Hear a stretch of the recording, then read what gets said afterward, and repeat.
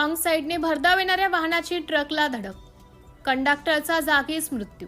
राष्ट्रीय महामार्गावर शुक्रवारी मध्यरात्री भीषण अपघातात ट्रक कंडक्टरचा जागीच मृत्यू झाला। या अपघातामुळे परिसरात हळहळ व्यक्त होत आहे। मिळालेल्या माहितीनुसार मुलताई येथील रोशन पवार वय 23 वर्ष हे ट्रक क्रमांक CGPX 1816 वर कंडक्टर म्हणून कार्यरत होते। सदर ट्रक मुलताईहून नागपूरच्या दिशेने जात असताना RJ 42 GB 3314 क्रमांकाच्या वाहनाने रॉंग साईडने भरधाव वेगात ट्रकला जोरदार धडक दिली। घटनेची माहिती सामाजिक कार्यकर्ते हितेश बनसोड यांनी महामार्ग पोलिसांना दिली।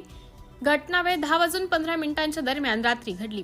धडक इतकी भीषण होती की रोशन पवार ट्रकमधून खाली फेकला गेला। त्याच्या डोक्याला अत्यंत गंभीर दुखापत झाल्याने त्याचा घटनास्थळी मृत्यू झाला।